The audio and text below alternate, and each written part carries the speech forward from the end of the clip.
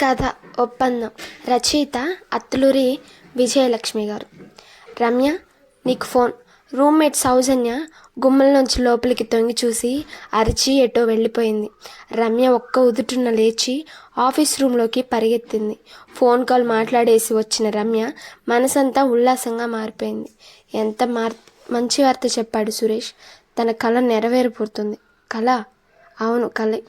ఆడదానికి తనదైన ఓ ఇంట్లో స్వతంత్రంగా జీవించడం అనేది ఓ కళే. ఆ కళ నెరవేరబోతుంది. రమ్య కూనిరాగం తీస్తూ రూమ్ అంతా కలయి తిరిగింది.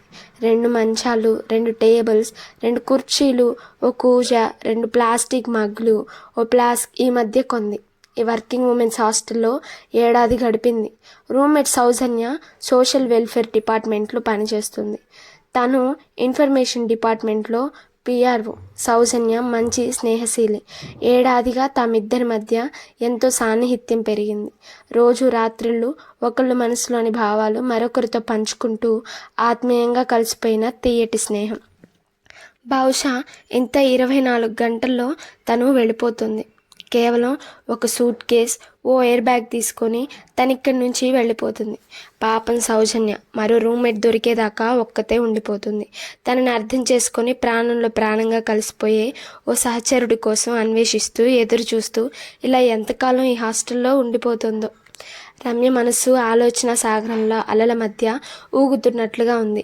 ఇన్నాళ్ళ నుంచి సౌజన్య దగ్గర దాచిన ఒకే ఒక్క రహస్యం ఇవాళ రాత్రికి చెప్పేయాలి. ఏమంటుందో తన నిర్ణయం విని. అసలే తన భావాలన్నీ అతిగా విచిత్రంగా అనిపిస్తాయి ఆమెకి. సురేష్ని జీవిత భాగస్వామిగా కాదు, సహచరుడిగా కాదు, జీవన నేస్తంగా తన జీవితంలోకి ఆహ్వానిస్తున్నట్టు తెలిస్తే ఏమంటుంది? ముందు అదిరిపడుతుంది, తర్వాత ఆశ్చర్యపోతుంది, తర్వాత రమ్య పెదాలపైన ఓ చిరునవ్వు మెరిసింది. లేచి గబగబా దండం మీద మంచం మీద చిందరవందరగా పడి ఉన్న బట్టలన్నీ మడత పెట్టి సూట్ కేసులో సర్దింది. మిగతావి బ్యాగ్లో సర్దింది. అరగంటలో తయారై మెస్కి వెళ్ళింది. సాంబారు, బీన్స్ కూర, అన్నం. ఈ రొటీన్ తిండికి ఇంకా 24 గంటల్లో గుడ్ బై చెప్పబోతుంది. హాయ్ రమ్య, ఏమిటి వాళ్ళు లేట్ అయింది? ఆఫీస్కి వెళ్ళడం లేదా? కంచంలో సాంబార్ వేసుకుంటూ అడిగింది మనీషా. వెళ్తున్నాను, నువ్వు పోవా? ఊహు అని కొంచెం రహస్యంగా నా బాయ్ ఫ్రెండ్ వస్తున్నాడు, పిక్చర్కి వెళ్తున్నాను అంది. గుడ్ లక్ అంది. కొంచెం అన్నం తినేసి చేయి కడుక్కొని బయటకు వచ్చేసింది. బ్యాంక్ వెళ్ళి డబ్బులు డ్రా చేసి ఆఫీస్కి వెళ్ళింది. ఆ రోజు పనేమి చేయాలనిపించలేదు. మనసంతా ఎంతో హాయిగా ఉంది. గంటలు నిమిషాలు లెక్క పెట్టుకుంటూ గడిపింది. సరిగ్గా 5 అయింది. ఒక్క ఉదుటిన పర్స్ తీసుకొని బయటకు వచ్చేసింది. ఆటో తీసుకొని పిక్ అండ్ మూన్కి వెళ్ళింది. సురేష్ చిరునవ్వుతో ఎదురొచ్చాడు. హాయ్ పలకరించింది. ముందు ఫ్లాట్ చూసి వద్దామా, ఐస్ క్రీమ్ తిందామా అని అడిగాడు సురేష్. ఐస్ క్రీమ్ అని చెప్పింది రమ్య. ఇద్దరూ లోపలికి నడిచారు. రెయిన్బో ఐస్ క్రీమ్ ఆర్డర్ చేశారు. ఫ్లాట్ ఎంత బాగుందో తెలుసా అన్నాడు సురేష్. ప్రైవసీ ఉందా? బోల్డ్ అంతా. మన ఇద్దరం రేపు రాత్రి నుంచి డోంట్ డిస్టర్బ్ బోర్డు పెట్టుకుంటే వారం దాకా ఎవరు అడగరు. నవ్వింది. వారం దాటాక పోలీస్ హెల్ప్తో తలుపులు విరగ్గొడతారేమో. అపశకున పక్షి అన్నాడు సురేష్. ఐస్ క్రీమ్ వచ్చింది. మన అనుబంధానికి ఉన్న ఆటంకాలన్నీ తొలగిపోతాయి. మీ వార్డెన్ తిడుతుందని 9ంటికే పరిగెత్తక్కర్లేదు. అప్పుడేనా? కొన్ని సమస్యలు ఇప్పటి నుంచే ప్రారంభం అవుతాయి. నా మీద నీకున్న ప్రేమను పరీక్షించే సమస్యలు. ఐస్ క్రీమ్ సుతారంగా చప్పరిస్తూ అంది రమ్య. అలా అనకు, భయమేస్తుంది. తన చేతిలో స్పూన్ ఆమె చేతికి అందించాడు. ఇంత తీయగా ఉంది. అందులో నా ప్రేమానురాగాలు కలిపాను. నవ్వింది. అరగంటలో ఇద్దరు కలిసి గగన్ మహల్ నర్సింగ్ హోమ్కి దగ్గరగా ఉన్న అపార్ట్మెంట్స్కి వెళ్ళారు. ఫస్ట్ క్లాస్లో ఉన్న సింగిల్ బెడ్రూమ్ ఫ్లాట్ చూడగానే రమ్య మనసును దోచుకుంది. బొమ్మరిల్లులా ఉంది ఈ ఫ్లాట్. బెడ్రూమ్కి అటాచ్ అయి ఉన్న సిట్అవుట్ బాగుంది. కానీ ఇక్కడి నుంచి చూస్తే ఈ రోడ్లు, వాహనాలు, మనుషులు కాకుండా పచ్చని చెట్లు, నీలాకాశం కనిపిస్తే ఎంత బాగుంటుందో కొంచెం నిరాశ వ్యక్తం చేసింది. తల్లి, సిటీకి మధ్యలో చెట్లు పుట్టలు ఎక్కడి నుంచి వస్తాయి? అదిగో ఆకాశం, అది చూడు అన్నాడు పైకి చూస్తూ. రమ్య నవ్వి అతని చెంప మీద సున్నితంగా కొట్టింది. అడ్వాన్స్ ఇచ్చేద్దామా అడిగింది పర్స్ జిప్ తీస్తూ. ఇచ్చేశాను, అందుకే కీ నా దగ్గర ఉంది. ఇచ్చేసావా? నాకు నచ్చకపోతే? నీకు నచ్చుతుందని నాకు తెలుసు. 1.5 ఏడాది మన స్నేహంలో నీ అభిరుచి నాకు తెలీదా? బెడ్రూమ్కి నడిచిన సురేష్ ఆమెను అనుసరించి హఠాత్తుగా ఆమె చేయి పట్టి దగ్గరికి లాక్కున్నాడు. రమ్య, ఇక్కడ నుంచి మనం కలుసుకోవడానికి పార్కులు, ఐస్ క్రీమ్ పార్లర్లు, ట్యాంక్ బండ్ ఏవీ అక్కర్లేదు. మన ఇంట్లో మనం కలుసుకోవచ్చు కదా. ఇది మనిల్లు, గర్వంగా అంది అతన్ని పెనవేసుకుంటూ. అవును, మనిల్లు. రేపటి నుంచి ఈ చిన్న సామ్రాజ్యానికి మనమే చక్రవర్తులం. సురేష్ ఆమెని ఇంకా దగ్గరగా తీసుకున్నాడు. సంతోషించాం. ఇక ఈ జోరు తగ్గించండి. అతన్ని విడిపించుకొని చిలిపిగా నవ్వింది. అబ్బా, ఇంకా ఏమిటి రహస్య ఈ రిస్ట్రిక్షన్స్? గారంగా అన్నాడు. పవలించగా పూల పానుపు లేదు, తల ఊనగా పట్టు తలగడయే లేదు, జలకాలాడగా పన్నీరు లేదు. సన్నగా రాగం తీసింది. నీ కౌగిలిలో నాకు అన్నీ మళ్ళీ దగ్గరికి లాక్కున్నాడు. ఏ డోంట్ బీ సిల్లీ. అతడి చెంప మీద ముద్దు పెట్టుకొని వీధిపించుకుంది. పద వెళ్దాం. ఉసూరుమంటూ ఆమెను అనుసరించి బయటికి నడిచాడు. 8ంటికి రమ్యని హాస్టల్ దగ్గర దింపేసి గుడ్ నైట్ చెప్పి వెళ్ళిపోయాడు సురేష్. కూని రాగాలు తీస్తూ హుషారుగా ఉన్న రమ్యని సర్ది ఉన్న సూట్ కేస్ బ్యాగ్లను చూస్తూ అడిగింది సౌజన్య ఆ రాత్రి. ఊరెళ్తున్నావా రమ్య అని. డిమ్గా వెళ్తున్న బెడ్ లైట్ చూస్తూ ఊహు, రూమ్ ఖాళీ చేస్తున్నాను అంది. వాట్? ఆశ్చర్యంగా చూసింది సౌజన్య. అదేంటి అంత సడన్గా? రమ్య పక్కకి ఒత్తిగిల్లి చిరునవ్వుతో సౌజన్యని చూస్తూ, నీకు ఇది సడన్ న్యూస్, షాకింగ్ న్యూస్. కానీ నేను ఈ నిర్ణయానికి వచ్చి 4 నెలలైంది అంది. మరి నాకు చెప్పలేదే? అసలు ఎందుకు తీసుకున్నావు ఈ నిర్ణయం? అనుమానంగా చూసింది సౌజన్య. రమ్య తన మంచం మించి లేచి సౌజన్య మంచం మీదకి చేరి జరుగు అంది. సౌజన్య పక్కకి ఒత్తిగిళ్ళి రమ్యకి చోటిచ్చింది. రమ్య ఆమె పక్కన పడుకొని, రేపటి నుంచి నీ ఈ ప్లేస్లో సురేష్ ఉంటాడు అంది. సురేషా? ఎలా? విస్తుపోయింది సౌజన్య. పెళ్లి చేసుకున్నావా? సీరియస్గా అడిగింది. పెళ్ళా? నవ్వింది రమ్య. సౌజన్య, పెళ్ళి, తాళి, భుజాలు, నాకు వీటన్నిటి మీద నమ్మకం లేదు. నేను సురేష్తో బతకాలని నిశ్చయించుకున్నాను. పెళ్ళి కాకుండానా? ఏమవుతుంది? మతిపోయిందా?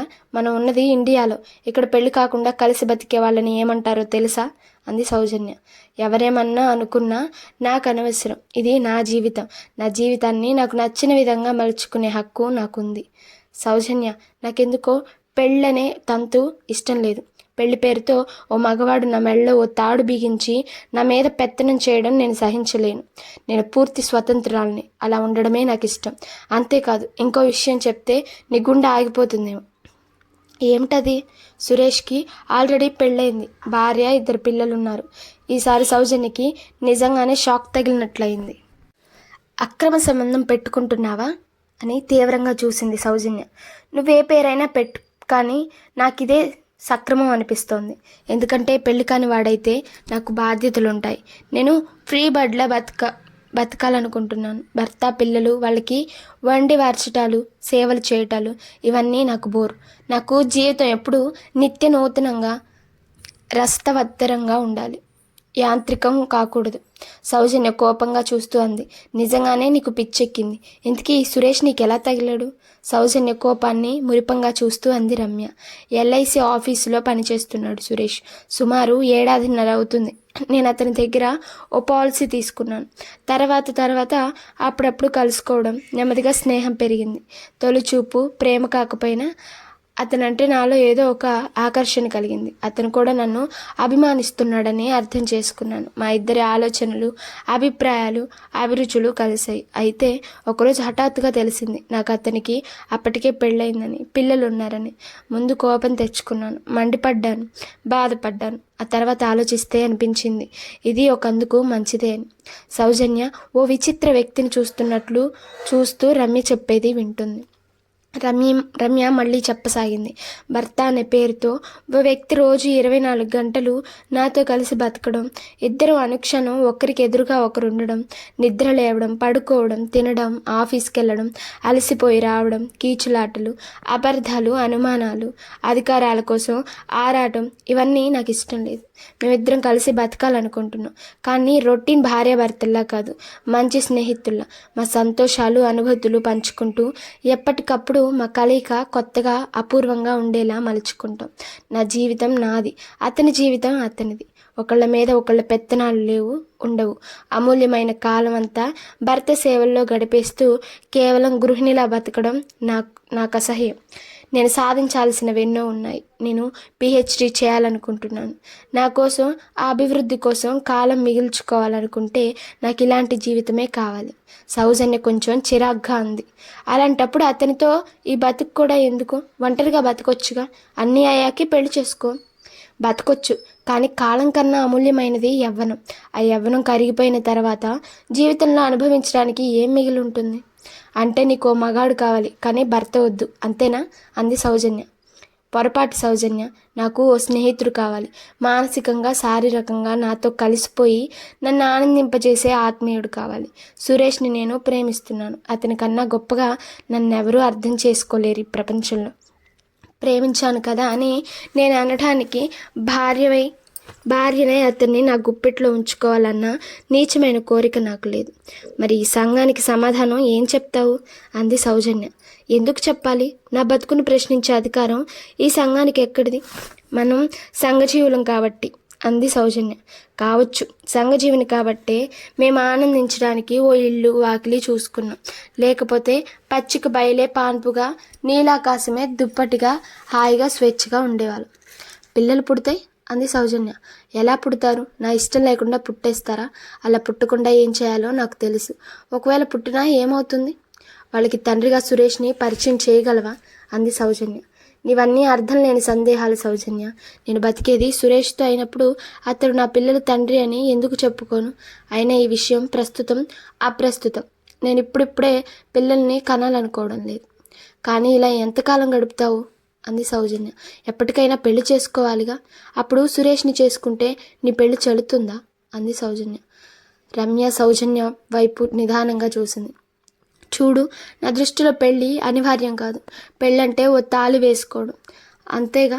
ఇందులో చెల్లకపోవడానికి ఏముంది? సురేష్ డబ్బు మీద, ఆస్తి మీద నేను అధికారాలు కోరినప్పుడు పెళ్లి చెల్లడం చెల్లకపోవడం అనే లీగల్ పాయింట్ వస్తుంది. మా మధ్య కమర్షియల్ డీలింగ్స్ లేవు. I love Suresh, he loves me, అంతే. మా ప్రేమ సాక్షిగా మేము కలిసి బతకాలని నిశ్చయించుకున్నాం. ఏమో రమ్య, నీ ధోరణి వింతగా ఉంది. ఏటికి ఎదురుతున్నావేమో అనిపిస్తుంది. ఎంతవరకు సక్సెస్ అవుతావు? నిట్టూరుస్తూ అంది సౌజన్య. రమ్య చిరునవ్వుతో, నా గురించి ఎక్కువగా ఆలోచించుకు, హాయిగా నిద్రపో, గుడ్ నైట్ అంటూ లేచి తన మంచం మీదకి వెళ్ళిపోయింది. రమ్య కాసేపట్లో నిద్రపోయింది. వివాహం పట్ల, భర్త పట్ల నిర్దిష్టమైన అభిప్రాయాలు కలిగి ఉన్న సౌజన్యకు మాత్రం చాలాసేపటి దాకా నిద్ర పట్టలేదు. మర్నాడే రమ్య రూమ్ ఖాళీ చేసింది. సురేష్తో బజార్కి వెళ్ళి చాప, 2 తలగడలు, కొంచెం స్టీల్ సామాను, ఒక స్టవ్ కొంది. ఓ ఫోల్డింగ్ కాట్, కొంత ప్లాస్టిక్ సామాను కూడా కొంది. సురేష్ డబ్బు ఇవ్వబోతే తీసుకోలేదు. 2 రోజుల్లో ఓ ముచ్చటైన చిన్న సంసారం ఏర్పడింది రమ్యకి. కొంచెం పాతబడిన లేత నీలం రంగు పూలున్న షిఫాన్ చీర చింపి కిటికీలకు, గుమ్మాలకు కర్టన్లు కట్టింది. సురేష్ 10 రోజుల దాకా 2 రోజులకోసారి వచ్చాడు.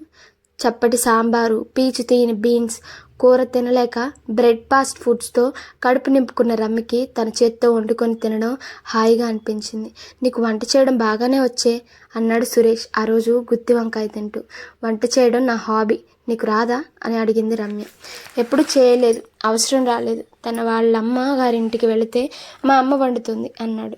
ఇక్కడ అవసరం రావచ్చు, నేర్చుకో, నవ్వింది. చిత్తం. వాష్ బేసిన్ దగ్గరికి వెళ్ళి చేయి కడుక్కున్నాడు. 2 భోజనాలు పూర్తి చేశాక వంటగది సర్దేశారు. పని మనిషిని మాట్లాడుకోకూడదు అన్నాడు కంచాలు కడుగుతున్న రమ్యతో. వద్దు, మన ఇద్దరి మధ్య 3వ వ్యక్తి ఉండడం నాకు ఇష్టం లేదు. పైగా పని వాళ్ళకి అన్ని ఆరాలు కావాలి. నిజమే, వద్దులే. ఆమె కదిగినవన్నీ సర్దేశాడు. హాల్లోకి రాగానే, రమ్య ఇప్పుడే వస్తాను, తనకి ఒంట్లో బాగాలేదు, ఎలా ఉందో ఓసారి ఫోన్ చేసి వస్తాను అన్నాడు. ఓకే, వెళ్ళిరా. సురేష్ కిందికి వెళ్ళాడు. రమ్య మంచం వాల్చి బ్లాంకెట్ మార్చింది. తలగడలు సర్ది కప్పుకోవడానికి 2 బ్లాంకెట్లు పెట్టింది. అగరవత్తులు వెలిగించింది. సాయంత్రం వస్తూ కొనుక్కొచ్చిన మల్లెపూల దండ జడలో తురుముకుంది. చీర మార్చుకొని నైటీ వేసుకుంది. కిటికీ రెక్క తెరిచింది. బయట వాతావరణం హాయిగా ఉంది. చల్లగాలి వేస్తోంది. నల్లని ఆకాశంలో నవ్వులు చిందిస్తున్న చందమామ, మినుకుమంటున్న తారలు. ట్రాన్సిస్టర్ ఆన్ చేసింది. వివిధ భారతిలో పాత హిందీ, పాత ఏ రాహే ఏ మౌనం, నదికా కినారా, ఏ చంచల్, హవా గుండె నిండా పులకరింతలు. సురేష్ కిందికెళ్ళి 15 నిమిషాలైంది. అసహనంగా కిటికీలోంచి బయటికి చూసింది. రోడ్డు దాటి హడావిడిగా వస్తున్నాడు సురేష్. రమ్య సంసార రథం రసరమ్యంగా సాగిపోతుంది. హాస్టల్కి వచ్చిన ఉత్తరాలు తెచ్చిచ్చింది సౌజన్య. తండ్రి సంబంధాలు వెతికి వరుళ్ళ వివరాలు తెలుపుతూ రాసిన ఉత్తరాలు 3. అన్నిటికీ కలిపి ఓ సుముహూర్తంలో జవాబు రాసి పడేసింది. నాన్నగారికి, నాకు సంబంధాలు వెతకొద్దు, నా ఫ్రెండ్ సురేష్తో కలిసి బతకడానికి నిర్ణయించుకున్నాను. అమ్మకి నమస్కారాలు. కలిసి బ్రతకడం అంటే అర్థం కాని రమాకాంత్, భువనేశ్వరి తిరుగుటపాలో వచ్చారు. రమ్య రాసిన అడ్రస్ వెతుక్కుంటూ. ఉదయాన్నే దిగిన తల్లిదండ్రులు చూసి ముందు బోల్డంత ఆశ్చర్యపోయిన తర్వాత చాలా ఆనందించింది రమ్య. ఉత్తరం రాస్తే స్టేషన్కి వచ్చేదాన్నిగా అంది రమ్య తల్లి చేతిలో సూట్ కేసు అందుకుంటూ. ఆవిడ రమ్య మాటకి జవాబు చెప్పకుండా ఇల్లంతా కలయి చూస్తూ అడిగింది, మీ ఆయనేడి అని. మా ఆయన, తెల్లబోయింది రమ్య వెంటనే అర్థమైనట్టు నవ్వేసి.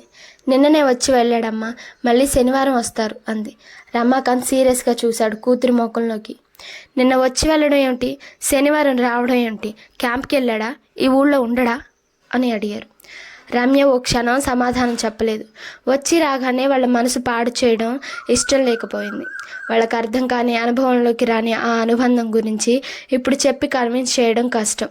అందుకే నవ్వుతూ, ముందు మీ ఇద్దరు బ్రష్ చేసుకోండి, కాఫీ ఇస్తాను, మంచి ఫిల్టర్ కాఫీ అంది. అది కాదే, ఏదో అడగబోతున్న భార్యని వారించి రమాకాంత్ బ్రష్ చేసుకోవడానికి వాష్ బేసిన్ దగ్గరికి నడిచాడు. వాళ్ళిద్దరూ మొహం కడుక్కొని రాగానే రమ్య కమ్మటి కాఫీ ఇచ్చింది. కాఫీ తాగుతూ అడిగింది భువనేశ్వరి, ఈ ఇంటికి అద్దెంత, ఇరుగుపారెవరు, అవసరం వస్తే సాయం చేస్తారా? రమ్య నవ్వుతూ, ఇరుగు పొరుగు అవసరం వస్తే సాయం చేయడానికి రారమ్మా, అవసరం లేకపోయినా కామెంట్స్ చేయడానికి వస్తారు అంది. కామెంట్స్ చేసే అవకాశం మనం ఇస్తే ఎందుకు చేయరు? రమాకాంత్ అన్నాడు. రమ్య చురుగ్గా చూసి ఊరుకుంది. ఇంతకీ ఏడైతను మళ్ళీ అడిగింది భువనేశ్వరి. అతను ఇక్కడ ఉండడమ్మా, సురేష్ ఇల్లు వేరే ఉంది, భార్య పిల్లలతో ఉంటాడు. మరి నువ్వు అతనితో బతుకుతున్నావన్నావే? ఆవిడ అయోమయంగా చూసింది. అవునమ్మా. అంటే అతనికి ఒంపుడు కత్తిగా బతుకుతున్నావా తీవ్రంగా అన్నాడు రమాకాంత్. నాన్న సీరియస్గా పిలిచింది. అలాంటి మేటు పదాలు ఉపయోగించుకు నాన్న. సురేష్ నా ఫ్రెండ్, నేను అతనికి ఫ్రెండ్ని. ఒకరినొకరు నచ్చాం, ప్రేమానురాగాలు పెంచుకున్నాం, కలిసి బతుకుతూ అవి ఒకరికొకరు పంచుకుంటున్నాం. అంటే పెళ్ళి కాకుండా కలిసి బతికేది? కలిసి బ్రతకాలంటే పందింట్లో భుజాభజంత్రీల మధ్య మంత్రాల సాక్షిగా 1000 మందికి భోజనాలు పెట్టి పెళ్లి చేసుకొని కొంగులు ముడేసుకొని బతకడమా? నా ఉద్దేశంలో అది బానిసత్వం. భర్తగా అతను నా మీద అధికారాలు చలాయించడం, భార్యనంటూ అతని సంపాదన మీద, వ్యక్తిత్వం మీద హక్కులు ప్రదర్శించడం, ఇదా జీవితం? నోర్ముయవే, ఆపు నీ వితండవాదం. ఎంఏ చదివి ఉద్యోగం చేస్తున్నంత మాత్రాన నువ్వు చాలా గొప్పదానివయ్యావా? ఏదో ఉద్యోగం చేసుకుంటూ గౌరవంగా బతుకుతావని ఒక్కదాన్ని ఈ ఊరు పంపించాం, అంతేగాని ఇలాంటి నీచమైన పని చేసి మా పరువు తీస్తావనుకోలేదు. ఛీ, నీకేం కర్మే, లక్షణంగా పెళ్లి చేసుకోక ఈ ఉంపుడు కత్తె బతికేంటే మండిపడింది భువనేశ్వరి. అమ్మ, పెళ్లి చేసుకొని కాపురాలు చేస్తున్న వాళ్ళంతా మంది నిజంగా ఒకళ్ళ మీద ఒకళ్ళు ఇష్టంతో బతుకుతున్నారా? అయినా లక్షలు ఖర్చు పెట్టి పెళ్లి చేసుకున్న వాళ్ళు విడిపోవడం లేదా? మొక్కుబడికి మొగుడితో కాపురం చేస్తూ పిల్లల్ని కంటూ, చిచి, నాకు అలాంటి జీవితం ఇష్టం లేదు. రసానుభూతి లేని బతుకు నాకొద్దు. రసానుభూత నిబ్బొందా? ఇదేం కథల్లో జీవితమా? ఉంచుకున్న దానివని అందరూ నీ మొహాన ఉమ్మేస్తారు. అయినా తోటి ఆడదాని మొగుడిని వల్ల వేసుకోవడానికి, ఆ పిల్ల ఉసురు పోసుకోవడానికి నీకు సిగ్గులేదు? చేదరింపుగా అంది. ఎందుకు సిగ్గు? ఆ అమ్మాయికి నేనేం అన్యాయం చేశాను? అతని సంపాదన అడిగానా? అతని ఆస్తిపాస్తుల్లో భాగం అడిగానా? అతన్ని నా ఇంట్లో కట్టేసి ఆవిడ దగ్గరికి పంపలేదా? అతని పిల్లల్ని వదిలేయమన్నానా? నేనేం చేశాను? వారానికి ఒకసారి వస్తాడు, నా దగ్గరికి 2 రాత్రులు మాత్రం ఉంటాడు. శనివారం వచ్చి సోమవారం ఉదయం అక్కడికే వెళతాడు. ఉన్న ఆ కొన్ని గంటలే అపురూపంగా గడుపుతాం. మా మధ్య దాపరికాలు, అనుమానాలు లేవు. మనసా వాచ ఒకరికొకరిగా బ్రతుకుతున్నాం. రమాకాంత్ మెల్లిగా నోరు విప్పాడు. నీ చుట్టూ ఉన్నవాళ్ళు అతను ఎవరని అడిగితే ఏం చెప్తావు? అసలు ఎందుకు చెప్పాలి? అతను ఎవరో తెలుసుకోవాల్సిన అవసరం వాళ్ళకెందుకు? అంటే నీకంటూ ఓ భద్రత గల జీవితం, నీ చుట్టూ గౌరవనీయమైన వాతావరణం లేకుండా తెగిన గాలిపటంలా బతుకుతావా? తెగిన గాలిపటం ఎలా అవుతాను నాన్న? నా జీవితానికి భద్రత లేదని ఎవరన్నారు? వీలైనంత త్వరలో ఓ స్వంత ఇల్లు కొనుక్కుంటాను. గవర్నమెంట్ ఉద్యోగం ఉంది. ఇంకా ఏం కావాలి? రమ్య నచ్చ చెప్తున్నట్టుగా అంది. రమాకాంత్ నవ్వాడు. ఇంకా ఏం కావాలో నేను ఇప్పుడు చెప్పినా నీకు అర్థం కాదు. కాలం గడిచిన కొద్దీ నువ్వేం కోల్పోయావో, నీకేం కావాలో నీకే తెలుస్తుంది. అప్పుడు వెనక్కి తిరిగి చూసుకుంటే నీకంటూ ఏమీ మిగలదు. ఎందుకు నాన్న ఏదేదో ఊహించి నన్ను భయపెడతారు? నాకు నచ్చిన విధంగా బతికే హక్కు నాకు లేదా? సురేష్ చాలా మంచివాడు. అతని వలన నాకేం అపకారం జరగదు. సాయంత్రం రమ్మంటాను, మీరే చూడండి అనునయంగా అంది రమ్య. సరే రమ్మను. నీకంతగా నచ్చిన ఆ వ్యక్తి ఎవరో నాకు చూడాలని ఉంది. కానీ ఓ విషయం గుర్తుంచుకో, అతన్ని మాత్రం ఎప్పుడు మా ఇంటికి తీసుకురాకు ఖచ్చితంగా అన్నాడు. ఏం? కొంచెం విమర్శం బాధ కలగలిపిన స్వరంతో అడిగింది. అతను ఎవరైనా నా చుట్టూ ఉన్న వాళ్ళు అడుగుతారు. ఏం చెప్పాలో తెలియక నేను తెల్లమొహం వేస్తాను. మా అమ్మాయి ఉంచుకుందని చెప్పలేను, ఎందుకంటే నీకున్నంత ధైర్యం నాకు లేదు. నేను సంఘజీవిని.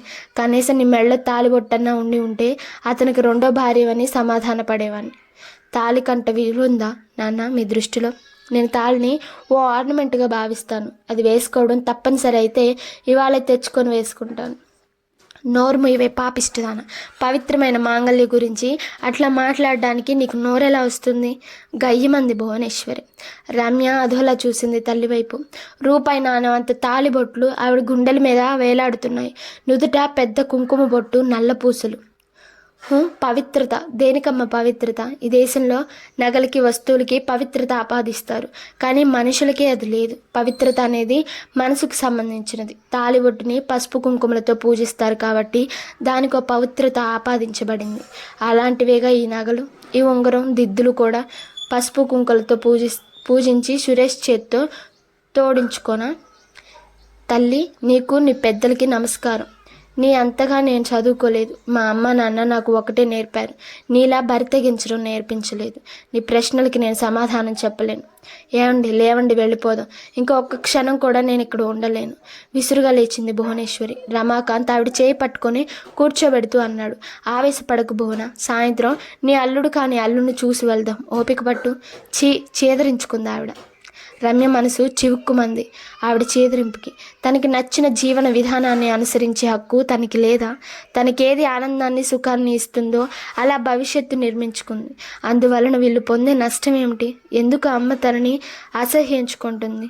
రోబోట్ల యుగంలో కూడా ఆడపిల్లల జీవితం తల్లిదండ్రుల నిర్ణయాల మీద ఆధారపడి ఉండాల్సిందేనా? ఎంతవరకు సమంజసం? ఏ విధంగా న్యాయం? రమ్య మనసులో అనేక సందేహాలు ఒక్కసారిగా ముప్పిరిగొన్నాయి. నేను వంట చేసి ఆఫీస్కి వెళ్ళి వస్తాను, మీరు భోంచేసి రెస్ట్ తీసుకోండి అంది మంచం మించి లేస్తూ. నీ చేతితో వండిన వంట నేను తినను కోపంగా అన్నది భువనేశ్వరి. పోనీ నువ్వే వండు, నీ చేతి వంట తిని చాలా రోజులైంది అల్లరిగా అన్నది రమ్య. అవసరం లేదు, నీ ఇంట్లో మెతుకు కూడా ముట్టుకోను. రమాకాంత్ రమ్య మొహం చూశాడు. రమ్య కళ్ళలో బాధ రెపరెపలాడుతోంది. భువనేశ్వరి కఠినమైన మాటలకి ఆమె మనసు గాయమైందని తెలుస్తోంది. అందుకే భార్యను ఉద్దేశించి అన్నాడు, భువన లేచి వంట చేయి. భువనేశ్వరి అయిష్టంగా లేచి స్నానానికి బాత్రూమ్ వైపు వెళ్ళింది. ఆవిడ స్నానం చేస్తే గానీ వంట జోలికి వెళ్ళదు. రమ్య ఇల్లు సర్దుకోవడం, కూరలు తరగడం, వగరై పనుల్లో పడిపోయింది. రమ్య ఆఫీస్కి వెళ్తూనే ముందు సురేష్కి ఫోన్ చేసి సాయంత్రం రమ్మంది. సాయంత్రం 5:30కి కూతురుతో కలిసి వచ్చిన సురేష్ని చూసి మొహం చిట్లించుకుంది భువనేశ్వరి. రమాకాంత్ పొడిగా మాట్లాడాడు. సురేష్ కూడా ముళ్ళ మీద కూర్చున్నట్లుగా ఇబ్బందిగా ఓ అరగంట కూర్చొని వెళ్ళిపోయాడు. రమ్యతో కూడా ఓ పరిచయస్తురాలతో మాట్లాడినట్టు 1-2 మాటలు మాట్లాడి వెళ్ళిపోయాడు. రమ్యకి చిత్రంగా అనిపించింది అతని ప్రవర్తన. ఇంట్లో మనిషిలా కాక పరాయి వాడిలా అతను ప్రవర్తించింది ఎందుకో అర్థం కాలేదు. బహుశా అమ్మా నాన్నల్ని చూసి మొహమాట పడి ఉంటాడు అనుకుంది. మీ ఇద్దరి మధ్య ఎంతో అన్యోన్యత ఉందన్నావు, ఇంతేనా? కొంచెం హేళనగా అడిగాడు రమాకాంత్. మీరు కొత్త, పైగా మీరు అలాగే ప్రవర్తించారుగా ఉక్రోషంగా అంది. అందంగా ఉన్నాడని నీ వైపు తిప్పుకున్నావా? ఈ సంధించింది భువనేశ్వరి. అంత అసహ్యంగా మాట్లాడకమ్మా. అతనికన్నా అందమైన ఫ్రెండ్స్ చాలామంది ఉన్నారు. అందరితో ఇలాంటి అనుబంధం పెంచుకున్నానా? నాకు ఈ జీవితం నచ్చిందంటే అర్థం చేసుకోనే కోపంగా అంది. రమాకాంత్ నిట్టూర్చి స్థిరంగా అన్నాడు, సరే నీకు నచ్చింది కాబట్టి నువ్వు ఇలాగే బతుకు. ఈ మధ్యలో ఎప్పుడో సమస్య వచ్చినా నన్ను సంప్రదించవద్దు, నా సలహా అడగొద్దు. నీ జీవితానికి సంబంధించిన మంచి చెడులన్నిటికీ నువ్వే బాధ్యురాలి. సరేనన్నా, నాకే సమస్య రాదు. హక్కులు అధికారాల కోసం ఆరాటం ఉంటే దెబ్బలాటలు వస్తాయి. మా మధ్య గిల్లి కజ్జాలు తప్ప దెబ్బలాటలు ప్రసక్తి రాదు. ఇంకా సమస్య ఉంది నవ్వాడు రమాకాంత్. ఓకే, గుడ్ లక్ అన్నాడు లేస్తూ. భువనేశ్వరి సూట్ కేసు తీసుకుంది. వెళ్ళిపోతున్నారా అడిగింది రమ్య. ఉండి చేసేదేముంది నిర్లిప్తంగా అన్నారిద్దరు. సరే మీ ఇష్టం. రమ్యకి బాధగా అనిపించినా గుండె దిటువు చేసుకొని వాళ్ళని రైలెక్కించి వచ్చింది. వస్తూ వస్తూ దారిలో పబ్లిక్ బూత్ నుంచి సురేష్ ఇంటికి ఫోన్ చేసింది. సురేష్ రిసీవ్ చేసుకున్నాడు. రమ్య మండిపడుతూ ఉంది. నీకు అసలు బుద్ధుందా? ఎవరో పరాయి వాళ్ళు విజిట్ చేసినట్టు వచ్చి వెళ్తావా? అసలే వాళ్ళకి 1,00,000 అనుమానాలు. నీ ప్రవర్తనతో మన ఇద్దరి మధ్య ఉన్న అనుబంధం వాళ్ళు అసలు అర్థం చేసుకోలేదు. నేను నీదాన్ని, ఆ ఇల్లు నీది అన్న ఆలోచనే లేనట్టుంది. రమ్య విసుగ్గా పిలిచాడు సురేష్ స్వరం తగ్గించి. ఈ విషయం మాట్లాడడానికి ఇదే నా సమయం. ఇంట్లో అంతా ఉన్నారు. పెళ్ళాం పిల్లలు ఉన్నవాడిని. నీతో చనువుగా ప్రవర్తిస్తే వాళ్ళు ఏమనుకుంటారు అన్నాడు. రమ్యకి ఒళ్ళు మండింది. అవన్నీ నేను ఆలోచించాలి, నువ్వు కాదు. నేను చెప్పలేదా వాళ్ళకి ఈ విషయం? అయినా ఫోన్ పెట్టేసింది. అంటే తను మంచివాడు అనిపించుకోవాలని అలా ప్రవర్తించాడా? తను చెడ్డది కావాలా? సురేష్ ధోరణి నచ్చలేదు ఆమెకి. ఒక నిర్ణయం తీసుకున్న తర్వాత మంచైనా చెడైనా ధైర్యంగా దానికి కట్టుబడాలి, ఎదుర్కోవాలి. కానీ ఇదేమిటి? మనసు చికాగ్గా అయిపోయింది. చాలాసేపు ఒక్కతే ట్యాంక్ బండి మీద కూర్చొని తర్వాత ఫ్లాట్కి వెళ్ళిపోయింది. మర్నాడు సురేష్ ఆఫీస్కి వెళ్ళి చెడామడా దులిపేసింది. అర్థం చేసుకో రమ్య, మన అనుబంధం అందరికీ తెలియాల్సిన అవసరం ఏమిటి? అందరి ఎదురుగా నీ మనిషిలా ఎలా ప్రవర్తిస్తాను? నచ్చ చెప్తున్నట్టుగా అన్నాడు సురేష్. నా మనిషిలా ప్రవర్తించడం అంటే మీద పడటమా? కొంచెం ఫ్రీగా మాట్లాడవచ్చుగా. అలా ఆంటీ ముట్టినట్లు మాట్లాడితే వాళ్ళు ఏమనుకుంటారు? పైగా వాళ్ళెవరో కాదు, మా అమ్మ నాన్న. రమ్య, కొన్ని విషయాలు నాకు ఇష్టం ఉండదు. అలాంటి వాటిల్లో నన్ను ఇబ్బంది పెట్టకు ప్లీజ్. విసురుగా వచ్చేసింది. సురేష్కి తనతో సంబంధం రహస్యంగా కొనసాగాలని ఉంది. కానీ తనకు అలా ఇష్టం లేదు. దొంగతనం చేసినట్టు ఎందుకలా? తనేం తప్పు చేస్తుందని ఎంత ఆలోచించినా అర్థం కాలేదు రమ్యకి. ఆ రోజు మర్నాడు కూడా చాలా చిరాగ్గా అనిపించింది. ఒక్కదానికి బోర్ అనిపించింది. చలం ప్రేమ లేఖలు చదివింది. చాలా ఎక్కువసార్లు చదవడం చేతనేమో బోర్ అనిపించింది. తలుపు తీసుకొని బయటికి వచ్చింది. పక్క ఫ్లాట్లోని 2 యువతులు కబుర్లు చెప్పుకుంటున్నారు. రమ్య వాళ్ళని చూసి పలకరింపుగా నవ్వింది. వాళ్ళు నవ్వుతూ పలకరించారు. భోజనం అయిందా అని. అయిందండి నవ్వుతూ చెప్పింది రమ్య. మీ ఇంటికి చుట్టాలు వచ్చినట్టున్నారు? ఒక యువతి అడిగింది. మా అమ్మ నాన్న వచ్చారండి, వెళ్ళిపోయారు. అప్పుడేనా? కొంచెం ఇబ్బందిగా ఉంది. అవును, మా కజిన్ పెళ్ళికి వచ్చారు. మరి మీరు వెళ్ళలేదే అన్నారు. ఊరికినే అంది రమ్య. మీ వారు లేనట్టున్నారు, అసలు విషయానికి వస్తున్నారు. ఇంకా సంభాషణ పెంచడం అనవసరం. రమ్య ఆవలిస్తూ అంది. బాగా అలసిపోయాను, నిద్ర వస్తుంది, గుడ్ నైట్. లోపలికి వెళ్ళి తలుపేసుకుంది. శనివారం సురేష్ ఆఫీస్ దగ్గరికి వచ్చాడు. రమ్య అతని వెనకాల స్కూటర్ ఎక్కి కూర్చుంటూ అంది. ఇవాళ సినిమాకి వెళ్దామా అని. సారీ రమ్య, ఇవాళ నిధి పుట్టినరోజు. నిన్ను ఇంటి దగ్గర దింపేసి కాసేపు కూర్చొని వెళ్దామని వచ్చాను. నిధి సురేష్ పెద్ద కూతురు. రమ్య కొంచెం హుషారుగా అంది. అరే, ఆ విషయం ముందు చెప్పొచ్చుగా. మంచి గిఫ్ట్ కొందాం, నేను వస్తాను మీ ఇంటికి. నువ్వా? వద్దొద్దు కంగారుగా అన్నాడు. అతను అన్న తీరికి రమ్య మనసు చివుక్కుమంది. ఏం సురేష్, నేను రాకూడదా? అందరం కలుసుకుంటూ ఉండొచ్చుగా. సురేష్కి ఏం చెప్పాలో తోచలేదు. ఇప్పుడు రమ్యని ఇంటికి తీసుకెళ్తే ఏమన్నా ఉందా? శోభ ఇల్లు పీకి పందిరేస్తుంది. నోరు కాస్త దురుసు. రమ్యనేమన్నా అంటే తను బాధపడుతుంది. ఏమనుకోకు రమ్య, ఇంకో రోజు నేనే తీసుకెళ్తాను మా ఇంటికి. స్కూటర్ అపార్ట్మెంట్ ముందు ఆగింది. రమ్య నిశ్శబ్దంగా వెళ్ళి స్నానం చేసి వచ్చి పాలు, పంచదార, టీ పొడి కలిపి కెటిల్ స్టవ్ మీద పెట్టింది. సురేష్ వెనక్గా వచ్చి ఆమెను చుట్టేసి కాసేపు ఊపిరి సలనివ్వలేదు. రమ్య విసురుగా విడిపించుకొని సీరియస్గా అంది. సురేష్, మన అగ్రిమెంట్ ప్రకారం ఇవాళ నా దగ్గర ఉండాల్సిన రోజు. కానీ నీ కూతురు పుట్టినరోజు అన్నావు కదా అని నిన్ను వదిలేస్తున్నాను. అరగంట కోసం, గంట కోసం వచ్చి ఇలాంటి కాక్కుర్తి పనులు చేయొద్దు. నాకు ఇష్టం లేదు. ఇలాంటి మొక్కుపడి పనులు నాకు నచ్చవు. సరే తల్లి, ముట్టుకోను, తప్పైపోయింది. చెంపలేసుకొని కిచెన్ ప్లాట్ఫామ్కి ఎక్కి కూర్చున్నాడు. టీ కప్ అందిస్తూ నిదానంగా అతన్ని చూస్తూ అడిగింది. నిజం చెప్పు, మన విషయం మీ ఆవిడకు చెప్పలేదు కదూ? లేదు, చెప్తే ఏడుపులు గొడవలు. ఎలా చెప్పను? మన సంగతి తెలిసిన వాళ్ళు ఎవరన్నా చెప్తే ఏం చేస్తావు? అంతకన్నా నువ్వే చెప్పొచ్చు కదా. అలా చెప్తే మనం అందరం ఒకటిగా కలిసిపోవచ్చుగా. సురేష్ రమ్యని వింతగా చూశాడు. అదెలా సంభవం రమ్య? మన అనుబంధం కాన్ఫిడెన్షియల్ కదా. ఎందుకు అవుతుంది? మనం బాహాటంగా తిరుగుతున్నాం. కావచ్చు, తిరిగినంత మాత్రాన నీతో కలిసి నేను బ్రతుకుతున్నట్లు ఆధారం ఏముంది అంటే? చూడు రమ్య, మన ఇద్దరి అనుబంధం తీయనిది, అపూర్వమైనది. ఇది అందరికీ తెలిసి చులకన అవడం నాకు ఇష్టం లేదు. వివాహేతర సంబంధాలని పవిత్రంగా చూసేంత హృదయ వైశాల్యం మన వాళ్ళకి ఇంకా ఏర్పడలేదు. అక్రమ సంబంధం అని, ఉంచుకోవడం అని పేర్లు పెడతారు. సురేష్ మాటలు నిజమే అనిపించినా ఎందుకనో ఆ సంబంధం సీక్రెట్గా ఉంచాల్సిన అవసరం లేదనిపిస్తోంది రమ్యకి. అవసరాన్ని బట్టి అందరికీ చెప్పొచ్చు కదా, మామూలుగా అందరిలా బతకొచ్చు కదా. సురేష్ లేచి రమ్య దగ్గరగా వచ్చి దగ్గరకు తీసుకొని లాలనగా అన్నాడు. పిచ్చి పిచ్చి ఆలోచనలతో మనసు పాడు చేసుకోకు. రేపు వస్తాగా, లేటెస్ట్ ఎంజాయ్. మరి వెళ్ళనా? నిధి ఎదురు చూస్తుంటుంది. రమ్య నవ్వింది. ఓకే వెళ్ళు, నా విశేష్ అందజేయి. ఓ ష్యూర్. సురేష్ హుషారుగా వెళ్ళిపోయాడు. కిటికీలోంచి వెళ్ళిపోతున్న అతన్ని చూస్తుంటే ఆమెకు ఎలాగో అనిపించింది. మనసంతా బ్లాంక్గా, తన వస్తువునెవరో తన నుంచి లాక్కెళ్ళిపోతున్నట్లు, తననెవరో సమాజం నుంచి బహిష్కరించి రిమోట్ ప్లేస్కి విసిరేసినట్టు. ఓసారి గాఢంగా నిట్టూర్చి ట్రాన్సిస్టర్ ఆన్ చేసింది. రమ్యకి జీవితం హాయిగా గడుస్తుంది.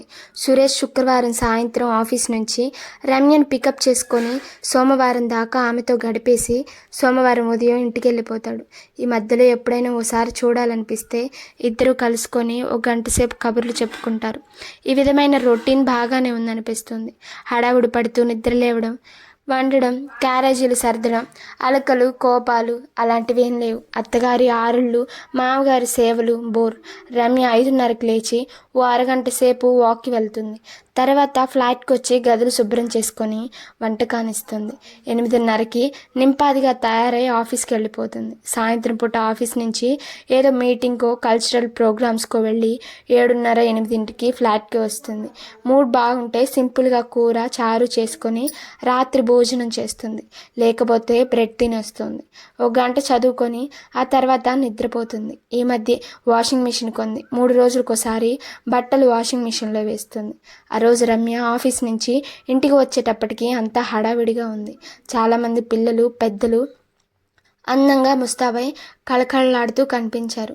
ఎదురుగా ఉన్న ఫ్లాట్లో టేప్ రికార్డర్ వైస్ట్రెన్ మ్యూజిక్ వినిపిస్తుంది. పిల్లలు కొందరు మ్యూజిక్కి అనుగుణంగా డాన్స్ చేస్తున్నారు. మొత్తం ఫ్లాట్స్లోని వాళ్ళంతా అక్కడే ఉన్నారు. రమ్యకి సరదాగా అనిపించింది. ఎప్పుడు చూసినా ఎవరి ఇళ్లల్లో వాళ్ళు తలుపులు బిడాయించుకొని ఉంటారు. నిశ్శబ్దంగా ఉండే ఫ్లాట్స్ అన్నీ సందడిగా ఉన్నాయి. ఓ చిన్న పాపని పిలిచి అడిగింది, ఏమిటి విశేషం? మీరంతా చక్కగా తయారయ్యారు. ఇవాళ పింకీ బర్త్డే పార్టీ. తుర్రుమని వెళ్ళిపోయింది. పింకీ అంటే ఎదుటి ఫ్లాట్స్ వాళ్ళ పాప. రమ్య లోపలికి వెళ్ళిపోయింది. ఇదేమిటి, పార్టీ చేస్తూ తనని ఆహ్వానించలేదే? మొత్తం ఫ్లాట్స్ వాళ్ళందరినీ పిలిచి తనని వెలేశారా? ఏమోలే, తను ఉదయం నుంచి లేదు కదా, ఇప్పుడు ఎవరన్నా వచ్చి పిలవచ్చు. పింకీకి మంచి గిఫ్ట్ ఇవ్వాలి. రమ్య ఆ మధ్య తను కొన్న కోతి బొమ్మ తీసింది. నల్లటి బొచ్చు మెరుస్తూ పెద్ద తోకతో ఉందది. ముద్దుస్తోంది. పింకీ కళ్ళలో వెలిగే సంతోషం ఊహించి నవ్వుకుంది. బొమ్మ పక్కన పెట్టి స్నానానికి వెళ్ళింది. అరగంటలో చక్కగా ముస్తాబై టీ తాగుతూ కూర్చుంది. రమ్య తనని ఎవరో ఆహ్వానిస్తారని ఎదురు చూస్తుండగానే 10 అయినది. చాలా బాధ అనిపించింది. తనేం చేసిందని వీళ్ళు తనను ఎందుకు అలా విడిగా చూస్తున్నారు? తనేం తప్పు చేస్తుందని? వాళ్ళ ఆనందంలో పాలు పంచుకునే అర్హత లేదా? ఓ గ్లాసుడు వేడి పాలు తాగి పడుకుంది. చదువుకోవాలనిపించలేదు. ట్రాన్సిస్టర్ ఆన్ చేసింది. వివిధ భారతిలో పాత హిందీ పాటలు వినడం ఆమెకెంతో ఇష్టం. రఫీ కంఠంలో మృదు గంభీరత, లత కంఠంలోని తీయధనం గుండెల్ని స్పృశిస్తూ మనసు పొరల్లో అలజడి సృష్టిస్తూ సురేష్ పక్కన ఉంటే బాగుండేది. ఈ రాత్రి ఫ్లాట్స్ వాళ్ళు కలిగించిన బాధ, పాటల తాలూకు మధురానుభూతి అతనితో కలిసి పంచుకుంటే వెంటనే టెలిఫోన్ కనెక్షన్కి అప్లై చేయాలి. కనీసం ఇంట్లో ఫోన్ ఉంటే సురేష్తో కాసేపు కబుర్లు చెప్పుకోవచ్చు. చాలాసేపు అల్లరి చేసిన నిద్రాదేవి ఎప్పటికో కరుణించింది. సురేష్, నిన్న మన ఫ్లాట్ వాళ్ళు పార్టీ చేసుకొని నన్ను పిలవలేదు తెలుసా? టీ కప్ అందిస్తూ చెప్పింది రమ్య. సురేష్ మాట్లాడలేదు. కొంచెం సేపు ఆగి అన్నాడు, పోనీలే రమ్య, నష్టమేముంది? నష్టమేం లేదనుకో, కానీ అందరూ అలా సరదాగా ఉంటే నాకు వాళ్ళ ఆనందంతో భాగం పంచుకోవాలనిపించింది. సెకండ్ ఫ్లోర్లో ఉంటున్న చరిత చెప్పింది. నేను నిన్ను ఉంచుకున్నానట, అందుకే నన్నెవరూ పిలవలేదట. చిన్నపిల్లలతో కూడా చెప్తున్నారట నేను మంచిదాన్ని కానని. అవన్నీ వినకు, వదిలేస్తాను, కానీ అప్పుడప్పుడు బాధ అనిపిస్తుంది. అసలు ఉంచుకోవడం ఏమిటి? మా అమ్మ కూడా అలాగే అంది. నాకు అసలు ఆ పదం వింటేనే కంపరంగా అనిపిస్తుంది. సురేష్ టీ తాగడం ముగించి కప్పు కింద పెట్టి రమ్య చేయి తన చేతిలోకి తీసుకొని, ఇవన్నీ మామూలే రమ్య. వివాహం కాకుండా పరాయి పురుషుడితో సంబంధం పెట్టుకున్న స్త్రీని మన సమాజం చాలా చులకనగా చూస్తుంది, చెడిపోయిన దానిగా భావిస్తుంది. మరి అదే స్త్రీతో సంబంధం పెట్టుకున్న పురుషుణ్ణి గౌరవిస్తుందా? అదేగా విశేషం. తరతరాలుగా మన సమాజంలో స్త్రీకి కొన్ని నిర్దిష్టమైన నిబంధనలు, కట్టుబాట్లు ఉన్నాయి. తెంచుకున్న ప్రతి స్త్రీ నీలా కత్తి మీద సాము చేయాల్సిందే. ఎంత సంస్కారం లేని ఆలోచనలు! ఎవరి జీవితం వారిదైనప్పుడు ఎవరిష్టమైనట్టు వాళ్ళు ఎందుకు బతకూడదు? పెళ్ళైన వాళ్ళంతా పతివ్రతలు, కాని వాళ్ళు చెడిపోయిన వాళ్ళ? అయినా ప్రేమానురాగాలతో ముడేసుకోవాల్సిన జీవితాన్ని తాళిబొట్టుతో బంధించడం ఏమిటి? ఏమో, ఎవరేమన్నా అనుకోని, నాకు ఈ జీవితమే బాగుంది. నా ఈ బిజీ లైఫ్లో ఇంతకన్నా బాధ్యత నేను మోయలేను. సురేష్ ఒళ్ళో తల పెట్టుకొని పడుకుంది రమ్య. గుడ్, ఈ మాత్రం ఆత్మస్థైర్యం ఉండాలి, ముంగురులు సవరిస్తూ అన్నాడు.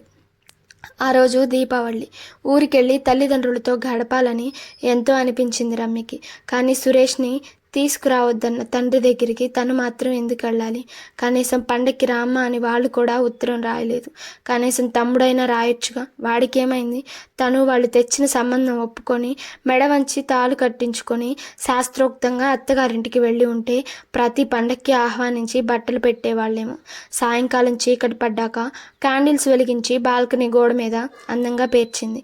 కొత్త చీర కట్టుకుంది. సురేష్ ముందే చెప్పేశాడు ఆ రోజు కలవనని. ఇంట్లో వాళ్ళు అతను లేకపోతే గోల చేస్తారట. తనని వాళ్ళ ఇంటికి ఆహ్వానించవచ్చుగా. వాళ్ళ కుటుంబ సభ్యుల్లో తనని ఒకదానిగా భావించవచ్చుగా. పెళ్లి కానంత మాత్రాన తను అతని భార్య కాదా? రమ్య ఒక్కసారిగా ఉలిక్కి పడింది. తనేమిటిలా ఆలోచిస్తోంది? తామిద్దరి మధ్య భార్యాభర్తల సంబంధం, బరువు బాధ్యతలు ఉండకూడదన్న కండిషన్ పెట్టింది తనేగా. తల విదిల్చింది. బయట చుచ్చుబుడ్లు వెలుగుతున్నాయి. పిల్లలంతా హుషారుగా చప్పట్లు కొడుతున్నారు. ఆడవాళ్ళు, మగవాళ్ళు నవ్వులు, కేరింతలు, చెవులు చిల్లులు పడేలా బాంబుల మోత. చాలాసేపు బాల్కనీలోనే నిలబడి ఆ సంబరం చూసి మెల్లిగా లోపలికి వచ్చేసింది. కొద్దిగా అన్నం తిని చీర మార్చుకొని లైట్ ఆర్పి మంచం మీద వాలిపోయింది. 12 అయినా నిద్ర పట్టలేదు. చిన్నప్పుడు ఆడపిల్లవు, నీకు బాంబులు ఎందుకే అంటే వినకుండా తమ్ముడి వాటా కూడా తనే కాల్చేసేది. ఖాళీ సీసాలో రాకెట్ పెట్టి వెలిగించి దూసుకుపోతున్న రాకెట్ని చూసి ఆనందంతో ఎగిరడి ఏమైపోయాయి ఆ రోజులన్నీ? స్త్రీ స్వేచ్ఛ కోరుకునే కొన్ని ఆనందాలకి దూరం కావాలా? సాంప్రదాయాలు, ఆచారాలకు తలొగ్గి జీవిస్తేనే ఈ సమాజంలో ఒకటిగా గుర్తింపబడి గౌరవింపబడుతుందా? లేకపోతే ఇంతేనా? గుండెల మీద మరో బరువు పెట్టినట్టు భారంగా గొంతుతో ఏది ఉండాలో చుట్టుకుపోతుంది. బహుశా నొక్కివేసిన దుఃఖం కాబోలు. రోజు మామూలుగా గడిచిపోతున్నాయి. రమ్య చదువు మాత్రం కుంటినడక ప్రారంభించింది. రాను రాను సురేష్తో అనుబంధం బలపడుతూ ఇదివరకులా వారానికోసారి కాకుండా రోజు ఓసారి కలుసుకోవాలనిపిస్తుంది. కానీ సురేష్ ఒక్కరోజు ఫోన్ చేసినా దొరకడు. దాదాపు 10 రోజులైంది. ఈసారి మామూలుగా రావాల్సిన శుక్రవారం నాడు కూడా సురేష్ రాలేదు. అలాంటి రాకపోకలు చాలాసార్లు జరిగింది. ఓసారి పాప పుట్టినరోజు, ఓసారి భార్య పుట్టినరోజు అని, మరోసారి ఒంట్లో బాగోలేదని, అలా ఏవో కారణాలు చెప్పి ఎగ్గొడుతున్నాడు. 10 రోజులు దాటాక రమ్య సురేష్ ఆఫీస్కి ఫోన్ చేసింది. లీవ్లో ఉన్నాడని చెప్పారు. తనతో మాట మాత్రం చెప్పకుండా లీవ్ పెట్టడం ఏమిటి? కోపం వచ్చింది రమ్యకి. ఇంటికి ఫోన్ చేసింది. అతని భార్య రిసీవ్ చేసుకుంది. ఇంట్లో లేరు అని టక్కున పెట్టేసింది. రమ్య 1 గంటకి మళ్ళీ చేసింది. అదే సమాధానం. అలా ఆ రోజంతా ఎన్నిసార్లు ఫోన్ చేసినా సురేష్ కలవలేదు. రమ్యకి నిద్ర పట్టలేదు ఆ రాత్రి. తెల్లవారు లేస్తూనే హడావిడిగా తయారై సురేష్ ఇంటికి బయలుదేరింది, అడ్రస్ వెతుక్కుంటూ. ఆమె వెళ్ళేటప్పటికి హాయిగా కూర్చొని కాఫీ తాగుతూ న్యూస్ పేపర్ చదువుకుంటున్నాడు. రమ్యను చూసి చాలా కంగారు పడ్డాడు. నువ్వేంటిలా అన్నాడు గొంతు తగ్గించి. లీవు పెడుతున్నట్టు నాకు చెప్పలేదే? కోపంగా అంది. అతని భార్య వచ్చి అనుమానంగా రమ్యను చూస్తూ ఎవరు అంది. తను నా కొలీగ్ అశోభ, కాఫీ ఇవ్వు. తను కూడా తడబడ్డాయి సురేష్. సురేష్ ఆ ఇంట్లో అతని భార్య సమక్షంలో తనతో ప్రవర్తించిన తీరుకి రమ్యకి చిరాకేసింది. ఎందుకంత భయం? ఇంత భయం ఉన్నవాడు తనతో సంబంధానికి ఎందుకు ఒప్పుకోవాలి? అందుకేనా సీక్రసీ ఉండాలి అంటూ తనని నోరు మూయించాడు. రమ్యని బస్ ఎక్కించడానికి వచ్చిన సురేష్ మండిపడ్డాడు. ఏం కొంపలు అంటుకుపోయాయని ఇంటికొచ్చావు? రమ్య నిర్ఘాంతపోయింది అతని ధోరణికి. అదేమిటి సురేష్, 10 రోజులైంది నువ్వు కలిసి, కనీసం ఫోన్ చేయలేదు. పైగా లీవ్ పెట్టి ఇంట్లో ఉన్నావు. నాకేం తెలుసు నీకు ఒంట్లో బాగోలేదేమో అని కంగారు పడ్డాను. ఏం మీ ఇంటికి రాకూడదా? చూడు రమ్య, నీకు ఇది వరకే చెప్పాను. మాంసం తింటున్నాం కదా అని ఎముకలు మెళ్ళో వేసుకు తిరగలేం. నాకేవో పనులున్నాయి, లీవ్ పెట్టాను. అందుకు నీకు సంజయ్ ఇష్యూ ఇవ్వాలా? నువ్వు ఫోన్ చేస్తున్నావనే రోజు గొడవ. ఇంకా ఇలా ఇంటికి వచ్చేస్తే నాకు న్యూసెన్స్ అవదా? రమ్య మండిపడుతూ అంది. నేను నీకు చెప్పాను సురేష్, నా జీవితంలోకి సీక్రసీ ఉండడం నాకు ఇష్టం లేదని. నాకు నచ్చిన జీవన విధానాన్ని బహిరంగంగానే అనుసరిస్తానని. నువ్వు తెగించావు. నీకు అసలు భయం లేదు. నాకు గౌరవం ఉంది, అది పాడు చేయొద్దు రమ్య. రమ్య స్థానువులా చూసింది. అంటే అంటే గౌరవం, శాంతి ఇలాంటివన్నీ నీకే కానీ నాకు అక్కర్లేదు, అంతేనా? నేను చూస్తున్నదంతా గౌరవహీనమైన పని అని నువ్వు భావిస్తున్నావా? నన్ను చూడకుండా ఉండలేక రోజు ఓసారి కనిపించి వెళ్ళాలనుకునే సురేషేనా నువ్వు? రోజుకు 4 సార్లు ఫోన్ చేసే సురేషేనా? ఎంత మారిపోయావు? రమ్య నవ్వింది. ఆ నవ్వులో ఎన్నో భావాలు, భాషకందనివి, నిర్వచనం లేనివి. జీవితాంతం తోడుగా నడుస్తావనుకున్నాను, ఇలా మధ్యలో వదిలేస్తావా? ఈ ప్రపంచాన్ని ఎదిరించి కలిసి బతకాలనుకున్నావు. నీ భార్యనే కన్విన్స్ చేయలేవా? ఆటో వచ్చింది. రమ్య నిశ్శబ్దంగా ఆటో ఎక్కింది. మర్నాడు సురేష్ వచ్చాడు. రమ్య ఎప్పట్లా మనసారా ఆహ్వానించలేకపోయింది. రాగానే ఆరాటంగా దగ్గరకు తీసుకొని అల్లరి చేసే సురేష్ కూడా కొంచెం ముభావంగా ఉన్నాడు.